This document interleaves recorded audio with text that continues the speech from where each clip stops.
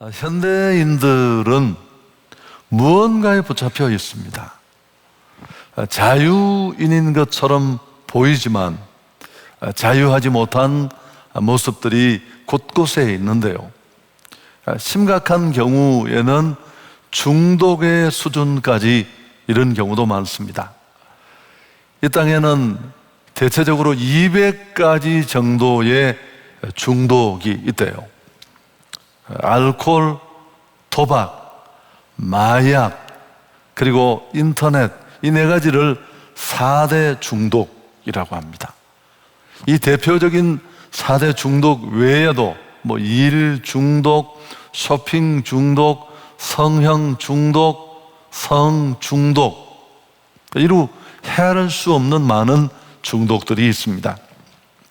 제랄드 메이라는 분이 있습니다. 제가 이번 주간에 이 책도 읽었는데, 미국의 정신과 의사인데, 이분이 이 책 속에 이 중독과 은혜라는 책에서 그런 얘기를 했습니다.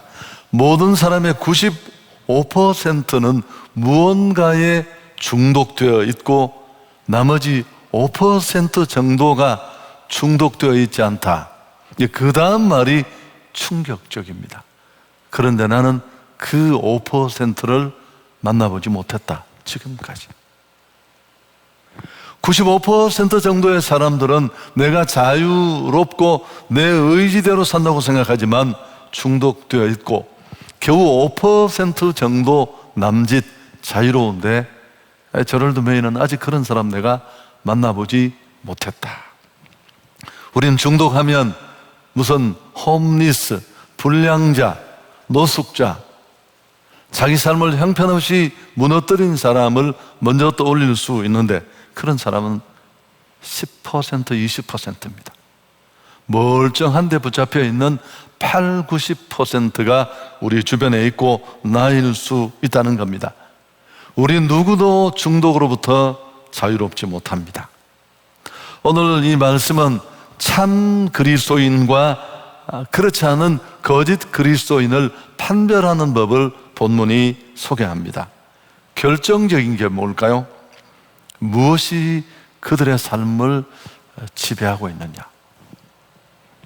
도대체 무엇이 그들의 삶을 주장하고 다스리고 있느냐? 이게 진짜와 가짜의 판별입니다.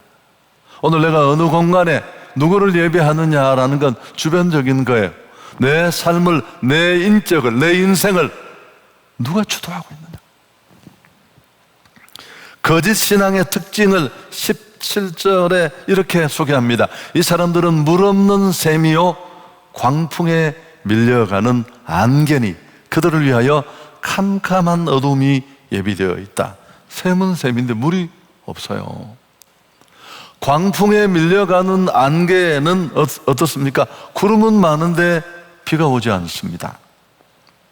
겉으로는 그럴듯해 보이고 말도 곧잘하고 직분도 받았는데 실상은 그렇지 않다는 겁니다. 예수가 아니라, 하나님이 아니라 또 다른 무언가가 여전히 그들을 붙잡고 끌고 가고 있습니다. 스스로가 통제도 되지 않고 조절도 잘 되지 않아서 겉으로는 멀쩡한데 실제로는 엉터리라는 겁니다. 자, 22절에 보시면 참된 속담에 이르기를 개가 그 터였던 것에 돌아가고 돼지가 씻었다가 더러운 구덩이에 도로 누웠다 하는 말이 그들에게 응하였도다. 유대인들이 제일 싫어하는 가장 저질이 개, 돼지라고 합니다. 더 이하는 없어요. 개는 자기가 토했던 걸 다시 먹습니다. 돼지는 진흙탕 속에 뒹굴고. 여러분, 미련한 자의 모습이 그렇다는 겁니다.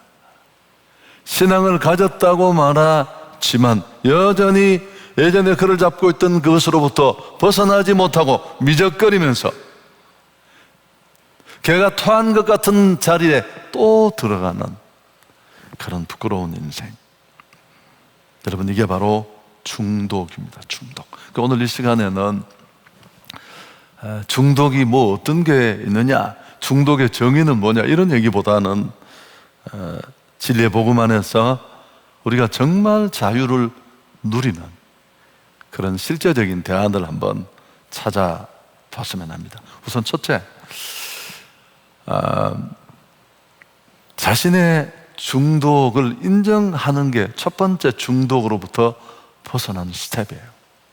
여러분, 많은 사람이 아주 정말 심각한 경우가 아니고는 내가 문제가 있고 그 문제가 심각해서 스스로 나를 이끌지 못하는 중독의 상태에 있다, 이걸 인정하고 인지하는 사람이 잘 없다고 합니다. 끌려가면서도 자유를 벌써 빼앗기고 부끄러운 삶을 사는데도 나는 나를 통제할 수 있다, 이런 생각을 한다는 겁니다. 그리고 또 혹시 어렴풋이 느껴도 책임을 자꾸 다른 데 둡니다. 환경이 좋지 않았고 내 일찍 부모를 여기고 그럴 수밖에 없었고, 부모 탓, 환경 탓, 상황 탓. 여러분, 이거 역사가 있는 범죄예요. 인류의 첫사람 아담 하와가 범죄하고 죄의 구렁텅이에 스스로 선택해서 빠졌으면서도 아내 탓하고 마침내는 하나님에게까지 책임을 돌리잖아요. 여러분, 이 범죄는, 이 모습은 아주 역사가 있는 죄입니다. 남 탓하고 원인을 밖에 두는 한 아무런 변화도 일어나지 않습니다.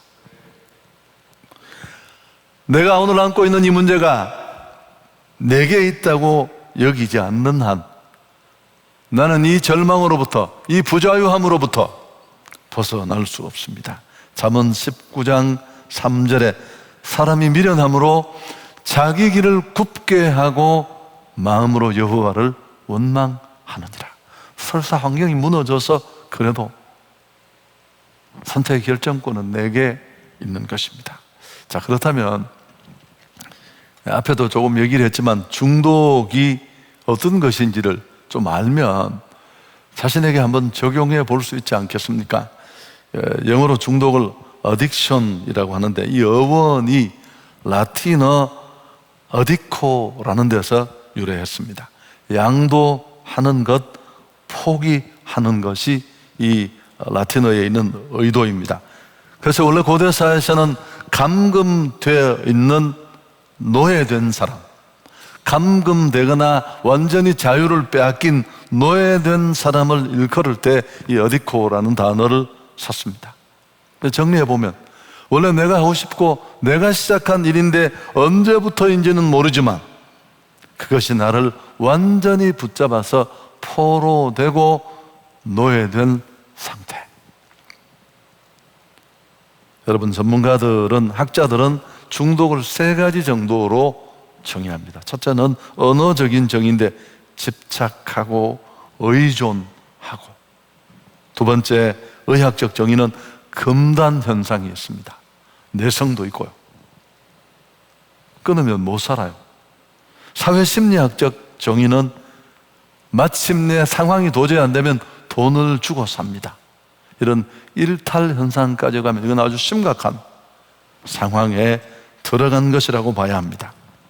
어쨌든 자꾸 상황을 탓하고 남을 탓하고 어떤 분은 또 귀신 탓하고 이런 한 문제는 해결되지 않습니다.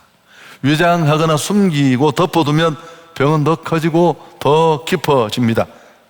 온 동네 앞에 떠들고 다니라는 게 아니라 하나님 앞에 솔직해야 합니다. 시편 32편 5절에 내가 이르기를 내 허물을 여호와께 자복하리라 하고 주께 내 죄를 아뢰고 내 죄악을 숨기지 아니하였더니 주께서 내 죄악을 사하셨나이다.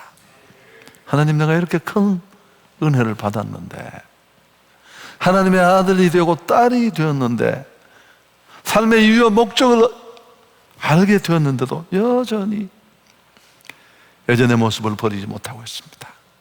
악한 습관의 노예로 살고 있습니다. 이 절망에서 노연하게 해 주옵소서.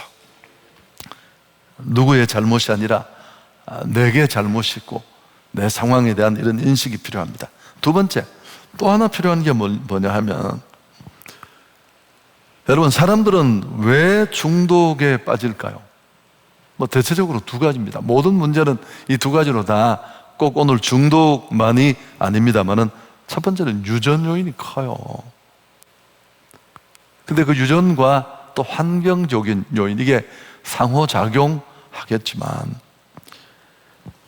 유전적인 요인은 좀 우리가 제쳐두고, 어떤 경우에 중독이 시작되느냐 하면 환경적으로 실현당하고 사업에 실패하고 건강을 잃고 버림받고 상처받고.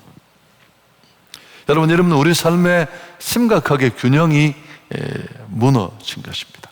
이렇게 깨어지고 나면 그걸 다시 회복하고 되찾으려는 욕구가 우리 안에서 자연스럽게 일어날 수밖에 없습니다. 무너진 균형을 다시 되찾으려고 그때 무언가를 찾습니다. 술, 쾌락, 담배, 마약 이런 것들을 먼저 위안적으로 손에 잡는데, 그러면서 그게 작은 위안이 커져서 탐닉하고 오래돼가면 중독으로 갑니다. 여러분, 그래서 중독을 의존이라고 설명하기도 합니다. 잘못된 관계가 만든 의존이죠. 그건 기댈 수 있는 게 아니고 그걸로 해결이 되는 게 아닌데, 원래 중독이란 이 어딕션이라는 단어에도 의존한다, 탐닉하다 그런 뜻이 있습니다. 유명한 테드 강사인 요한 하리는 그래서 중독의 반대말은 맑은 정신이 아니라 관계다. 이 표현은 굉장히 중요해요. 그 제가 인용을 하는 겁니다. 여러분, 중독은 무언가 혼란해서 분별하지 못하는 그런 상태가 아니라, 그 반대는 맑은 정신이 아니라 관계다, 관계. 고립되고 억눌릴 때 무언가를 찾게 되고 약간의 위안 때문에 그 일을 반복하면서 탐닉이 중독을 만들어서 이 지경까지 온 겁니다. 그래서 여러분, 건강한 교제권이 필요해요. 가족이든 친구든 공동체가 필요합니다. 2000년도에 포르투갈은 유럽에서 마약 문제가 가장 극심한 몇 나라 중에 하나였습니다. 국민의 1%가 헤로인 중독 현상이 있었습니다. 이 문제를 해결하려고 아주 강력한 처벌을 시행했습니다. 그리고 다 잡아놓고 격리시키고. 여러분, 시간이 가고 해를 더할수록 우선은 뭔가 좀 덜하는 것처럼 보이는데 상황은 점점 더 악화되었습니다. 나아지는 게 아무것도 없어요. 그래서 나중에 이제 정책을 바꿉니다. 그동안에 그들을 격리하고 또 제약하던 데 썼던 그런 비용을 중독자들을 위해서 썼습니다. 사회와 재결합하도록 도와주고 취업을 알선하고 또 소규모 돈을 지원해서 창업하게 하고 기술 교육을 시키고 실제로 창업했을 때 부족하면 임금도 지원해 주고, 어쨌든 그들이 다시 건강한 사회 속으로 돌아가서 관계를 되찾고 적응할 수 있도록 15년이 흘렀는데 마약 사용 인구가 반으로 줄어들었습니다. 중독이 현저히 감소되었다고 합니다. 여러분, 여기서 우리는 중독이 깊어지는 중요한 키 하나를 발견할 수 있습니다. 혼자 있을 때 문제가 돼요. 중독과 고독은 관계가 있습니다. 제 생각인데 최근에 이 코로나 상황이 이런 일들을 더 부채질해요. 비대면 상황이 깊어지고 또 관계를 할 수 없고 가족과는 친밀했습니다. 그렇지 못한 관계에 있는 사람도 많잖아요. 우울증이 생긴다는 얘기를 우리가 간간히 듣습니다.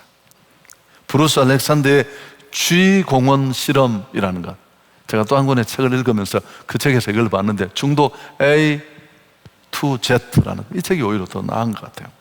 거기 보면 이 브루스 알렉산더의 G공원 실험이라는 게 뭐냐 하면, 제한된 공간에서 쥐는 물과 마약을 주면 마약을 먼저 먹습니다.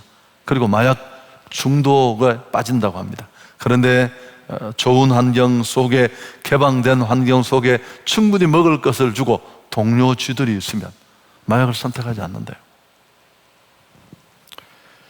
여러분, 중독으로부터 벗어나는데 건전한 교제, 관계가 얼마나 중요한지를 알 수 있습니다. 베트남 전쟁에 미국이 총력을 기울였지만 패전하잖아요. 돌아오니까 전쟁에 갔던 병사들 20%가 다 마약 중독을 됐습니다. 고독한 환경 속에 전투라는 그 어마어마한 위험의 앞에서 그들이 갈 수 있는 게 별로 없었을 거예요. 그들이 이제 패전하고 돌아오니까 수십만 명이 돌아왔는데 미국 사회가 온통 긴장했대요. 근데 90% 정도가 아무런 치료 없이 회복이 됐어요. 이유가 뭘까요? 베트남과는 전혀 다른 좋은 환경, 무엇보다도 그들을 반겨주는 가족들이 있었습니다.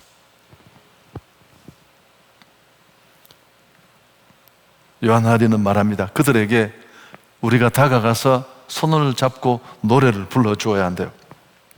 당신 혼자가 아닙니다. 우린 당신을 사랑한다고. 여러분, 이런 교제, 이런 공동체, 이런 관계에 있으면, 이 중독이라는 영화 속에 보면 베텔 공동체라는 공동체를 나름대로 중독을 끊는 관계 형성의 대안으로 제시합니다. 베텔이라고 말하지만 원래 발음을 하면 베델이래요. 베델, 우리 성경에 나오는 하나님의 집이라는 뜻입니다.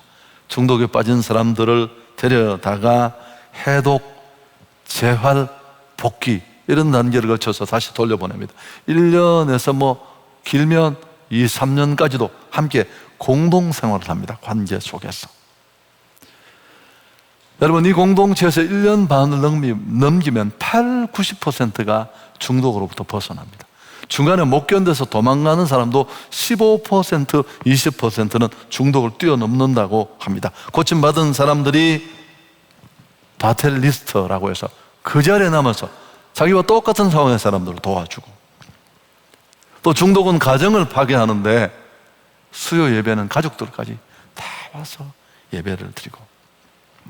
여러분, 여기 우리가 큰 힌트를 얻을 수 있잖아요. 가정이 얼마나 중요한지. 그러니까 미래의 사회 문제, 교회 문제는 다 가정의 모판에서 이미 시작되고 있습니다. 가정 예배, 말씀을 사이에 둔 가족들 간의 뜨거운 교제와 예배는 정말 저부터 이런 문제를 예방하는 좋은 양약이 될 수 있고요. 또 우리 다락방 소그룹이 얼마나 중요한지, 비판하고 또 비난하고 그런 일을 하시면 안 되지만 같이 모여서 그래, 요새 얼굴도 못 봤는데 김 집사 어떤데?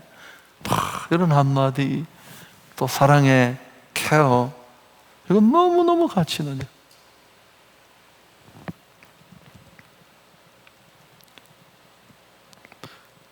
그래서 가정과 교회 역할이 중요합니다. 자, 그래서 여러분, 우리가 건강한 삶을 위해서는 건강한 교제권이 필요해요. 무너진 삶을 사는 사람들은 어떻습니까? 꼭 자기 같은 것들을 만나요. 가면 더 피폐해지고, 가면 더 어려워지고. 여러분, 세 번째, 한 가지가 더 있습니다. 중독이 있을 때 이 책을 내가 읽어보니까 대부분 뭘 얘기하느냐 하면 전문 상담을 받아라. 의학적인 측면에서 제대로 훈련받은 상담 전문가에게 벗어나지 못하는 이 문제를 상담받고 그 의학적인 처방에 따라 치료를 시작하라는 겁니다. 목사님들이 전문도 없는데 듣고 기도합시다. 약국을 끊으세요. 그럼 더 큰일 난다는 그런 얘기입니다. 여러분, 저는 이런 접근법이 나쁘지 않다고 생각해요.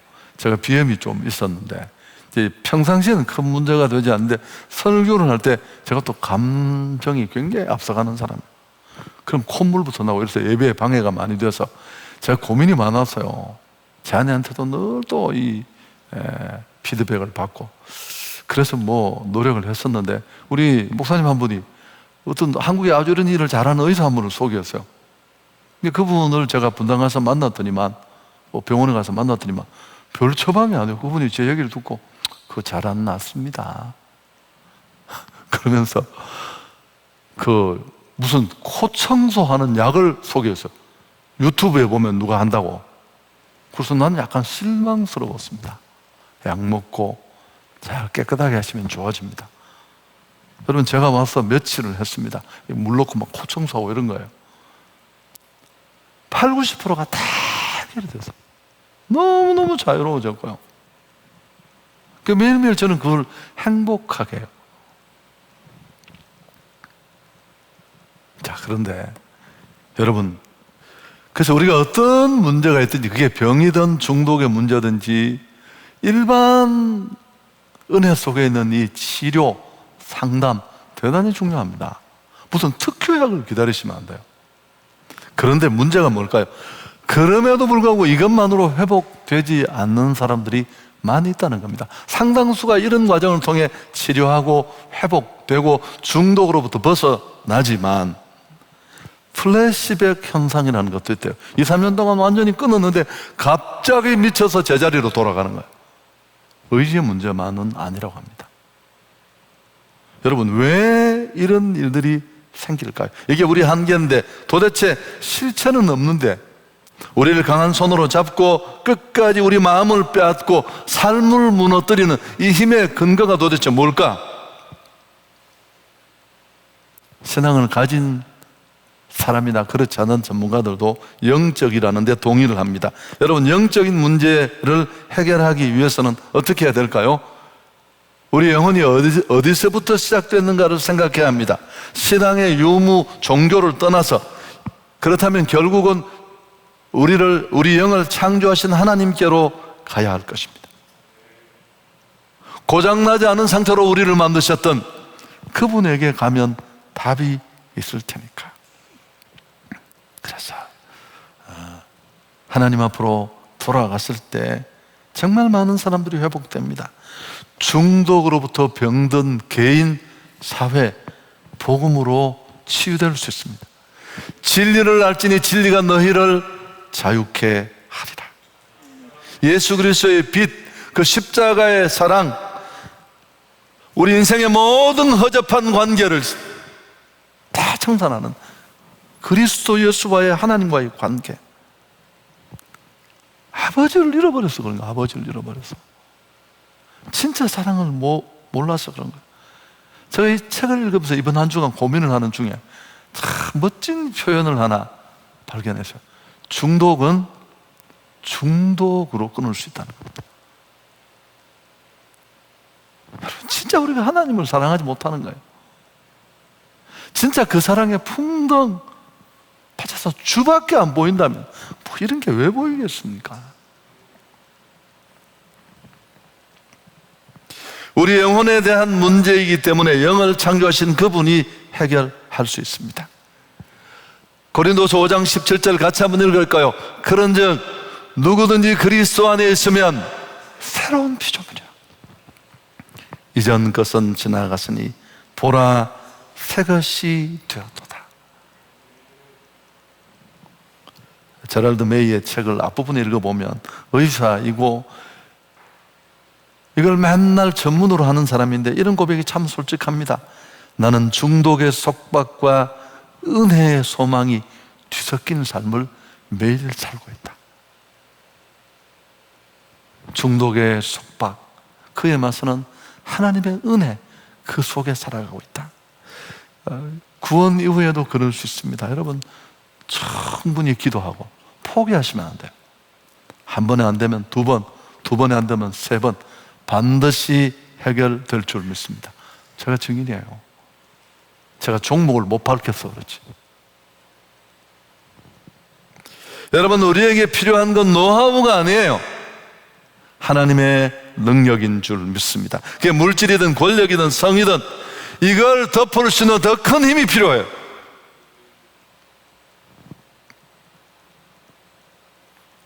스가랴 4장 6절에 만군의 여호와께서 말씀하시되 힘으로 되지 않고 능력으로 되지 않지만 하나님의 영으로는 될 수 있습니다.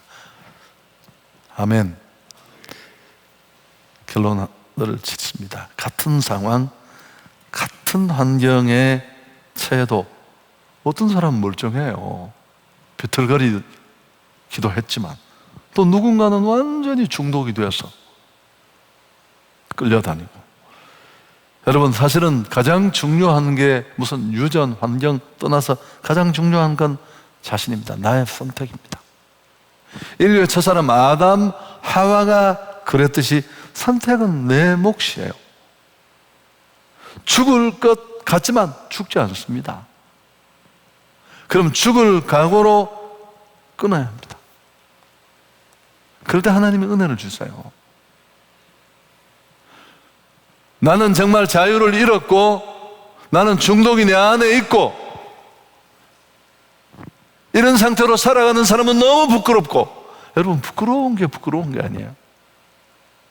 부끄러운데 부끄러운 걸 모르는 게 그게 진짜 부끄러운 거예요. 오늘 시작할 수 있기를 축복합니다. 왜 아멘이 왜 이렇게 적습니까? 할렐루야. 내일이 아닙니다. 다음 주가 아니라 오늘. 내일 하면 더 힘들어집니다. 미루면 그만큼 고리가 깊어지고요. 마귀의 아주 첨예한 술수 가운데 하나가 내일 하자. 헌신도 내일, 결단도 내일.